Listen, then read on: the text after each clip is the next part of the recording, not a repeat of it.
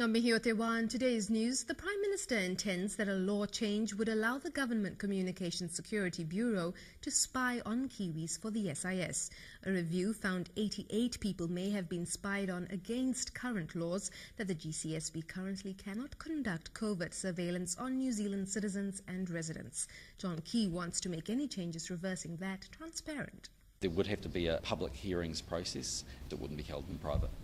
But Labour's David Shearer is adamant his party won't support any hasty fixes. What we want to see first is an inquiry into the activities of the intelligence agencies, and then, if necessary, any amendment in legislation.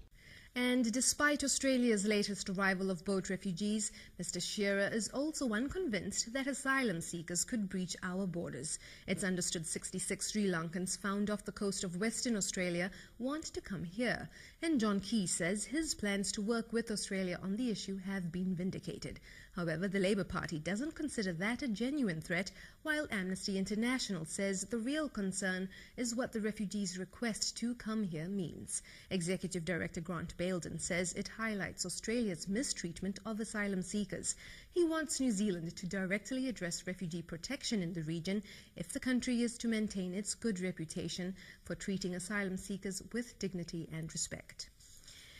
MPs have voted 61 to 59 in favour of new welfare laws, which replace the 7 extant welfare benefits with 3 new ones. The reforms also enable employers and training providers to request drug tests, while beneficiary parents may face financial penalties if they don't meet school and health obligations for their children. Social Welfare Minister Paula Bennett says the changes are much needed. Asks more for people and asks more to look for work. But if you can't find a job, you will not be penalised, you will not be sanctioned. And a stellar first season has seen All Blacks coach Steve Hansen's 2-year contract extended until 2015. Hansen says coaching the world champions in the defence of the Rugby World Cup has obvious challenges, such as an ageing leadership group. The Museum of Wellington City and Sea has marked the 45th anniversary of the Wahine disaster. 51 people died when the ferry sank on April 10, 1968, and 2 died later. Many of the survivors gathered at the museum today to share their stories. And if you're in Wellington this week, you may be interested to know that the museum is hosting a series of commemorative and informational events about the disaster. A parliamentary select committee in Auckland has heard submissions on the Parental Leave and Employment Protection Bill. Currently, either parent can use the 14 weeks of paid leave available or share it. Family First would like to see 6 months paid leave for mothers and 2 weeks for fathers. Parental leave for fathers also acknowledges just how tough it is for mums in those first couple of weeks after birth.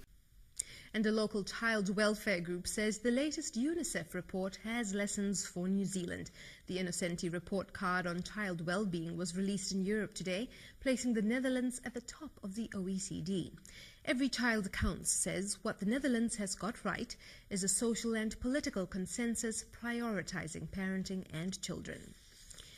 North Korea is warning foreigners to leave South Korea. It's believed Pyongyang is planning a missile launch anytime between now and next Monday, the birthday of Kim Il-sung. South Korea has raised its military alert status, while China has closed one of its key border crossings with North Korea, although business travel is still allowed.